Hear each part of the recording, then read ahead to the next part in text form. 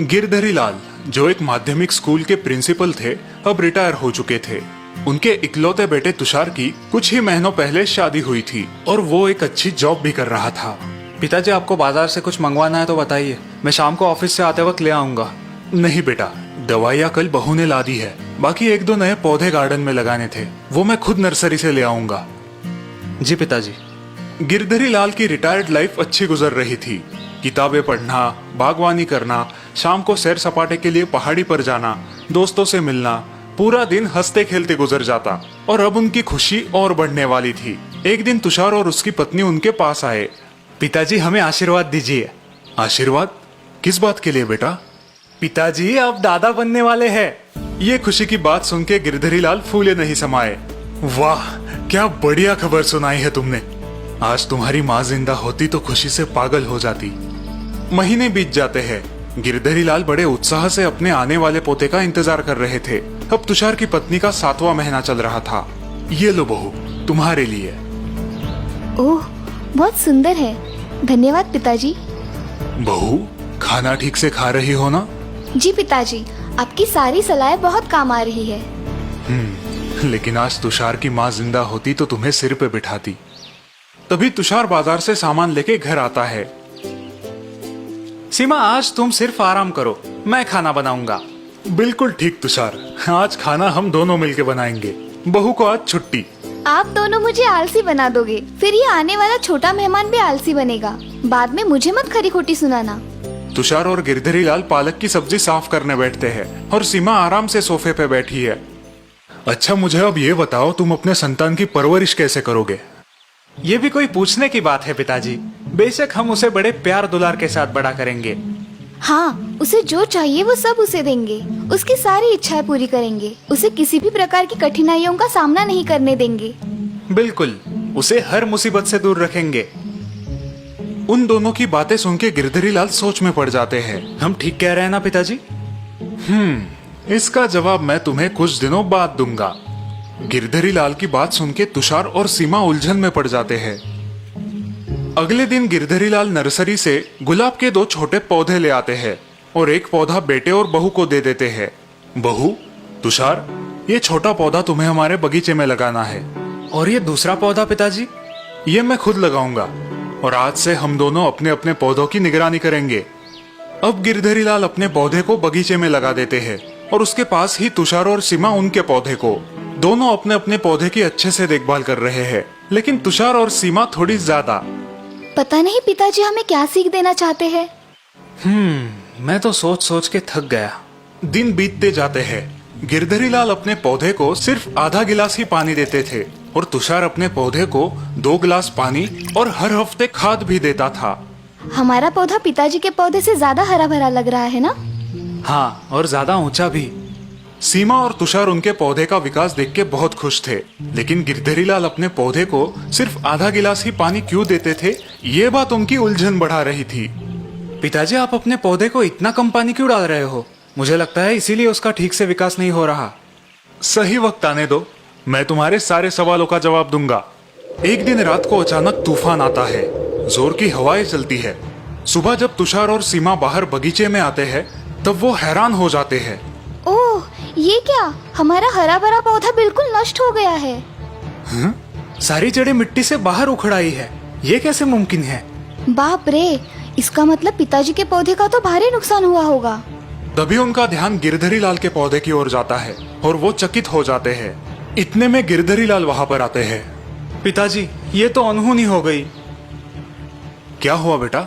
पिताजी, हमारा पौधा कल रात के तूफान में पूरा नष्ट हो गया है। अच्छा, ये तो बहुत बुरा हुआ। लेकिन पिताजी, आपका पौधा बिल्कुल टकाटक है। आप ना तो उसे खाद डालते थे और ना ही बहुत सारा पानी देते थे। और हमने इतनी सावधानी से उसकी देखभाल की, फिर भी वो इस तूफान में टिक नहीं पाया। ऐसा क्यों? वो इसलिए क्योंकि तुम्हारे जरूरत से ज्यादा देखभाल ने उसकी मजबूत बनने की नैसर्गिक क्षमता को मार डाला। तुषार और सीमा अभी भी उलझन में है। हम कुछ समझे नहीं पिताजी। समझाता हूँ। जब मैं मेरे पौधे को सिर्फ जरूरत के अनुसार आधा गिलास पानी दे रहा था, तब पौधा अपनी बढ़ती हुई जरूरत पूरा करने के लिए खुद की जड़ों को जमीन के अंदर फैला रहा था और आसपास के मिट्टी से पानी प्राप्त कर रहा था। इसी वजह से उसकी जड़ों ने जमीन में अच्छे से पकड़ जमा ली। इस कारण कल रात के तूफान का इस पौधे ने डट के सामना किया। और हमारा पौधा क्यों नहीं कर पाया? वो इसलिए क्योंकि तुम्हारी ज्यादा देखभाल ने उसकी परिस्थिति से मुकाबला करने की क्षमता नष्ट कर दी। तुम्हारे पौधे को जरूरत से ज्यादा पानी, पोषण मूल्य आराम से मिल रहे थे, इसीलिए उसने मिट्टी के अंदर घुसने की कोशिश ही नहीं की। और इसीलिए उसकी जड़ें जमीन में पक्की पकड़ न कर पाई और पौधा कल के तूफान का सामना न कर सका। बिल्कुल सही। लेकिन आप हमें इस अनुभव से क्या सीख देना चाहते हैं? हमारी संतान भी इसी पौधे की तरह होती है। उनकी बढ़ती उम्र में अगर उन्हें जरूरत से ज्यादा लाड़ प्यार और देखभाल मिले तो उनकी कठिन परिस्थितियों से लड़ने की क्षमता विकसित नहीं होती और जिंदगी में उन्हें संकटों का सामना करना मुश्किल होता है। एकदम सही। आई बात समझ में। थैंक यू पिताजी, हम आपकी सलाह याद रखेंगे।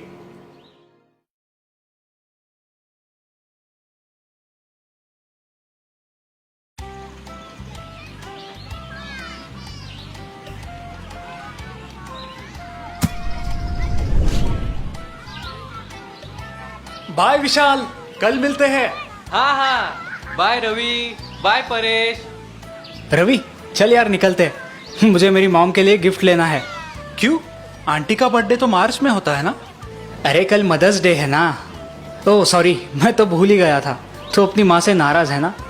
रवि और परेश की बात उनके स्पोर्ट्स टीचर विक्रम ने सुनी है। वो दोनों के पास आते हैं। क्यों भाई, कौन किससे नाराज है? कहीं गर्लफ्रेंड वर्लफ्रेंड का चक्कर तो नहीं? नो सर, ऐसी कोई बात नहीं। वो दरअसल रवि अपने कजिन के घर शिफ्ट हुआ है ना। ओह, एनीथिंग सीरियस? नो सर, बस ऐसे ही। माँ के साथ मेरा झगड़ा हुआ था। बेवजह बहुत खरी खोटी सुनाई उन्होंने मुझे। बस तब से आंटी से ना मिलने की कसम खाई है इसने सर। मैं तो समझा समझा के थक गया। परेश की बात सुनकर विक्रम सोच में पड़ जाता है। बाय द वे रवि, क्या आज मैं तुमसे गुरु दक्षिणा मांग सकता हूँ? हाँ सर, क्यों नहीं? विक्रम पास ही पड़ा एक बड़ा पत्थर उठा के लाते हैं और अपने टॉवेल से उसे रवि के पेट पे कस के बांध देते हैं। परेश और रवि आश्चर्य से एक दूसरे को देखते हैं। सर, ये पत्थर आपने रवि के पेट पर क्यों बांधा है? कल बताता हूँ। रवि, आज की पूरी रात और कल का पूरा दिन तुम इस पत्थर को अपने बॉडी से अलग नहीं करोगे। याद रहे, बस यही मेरी गुरु दक्षिणा है, समझो। विक्रम के जाने के बाद रवि और परेश अपने अपने घर चले जाते हैं। रवि पूरी रात पत्थर को लिए घर में काम करने की कोशिश करता है, सोने की कोशिश करता है, लेकिन उसे बहुत मुश्किल होती है। ये कैसी गुरु दक्षिणा मांगी सर ने। बहुत तकलीफ हो रही है। ना ठीक से खाना खा सकता हूँ, ना सो पाता हूँ। दूसरे दिन रवि और परेश ग्राउंड पर फुटबॉल की प्रैक्टिस के लिए पहुंच जाते हैं। रवि की हालत देख परेश परेशान हो जाता है। वो रवि को बैठने उठने में मदद करता है।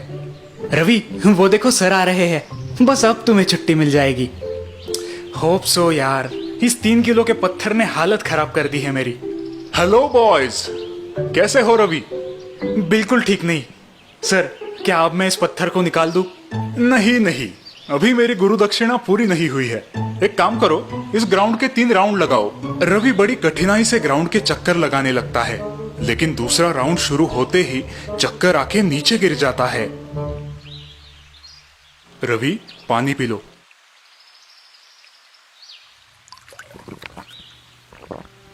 ठीक हो ना अब? Yes sir. सर, ये सब आपने किस लिए किया? क्या मुझसे कोई गलती हुई है? हाँ, अपनी माँ को समझने में तुमने गलती की है। आप कहना क्या चाहते हैं सर?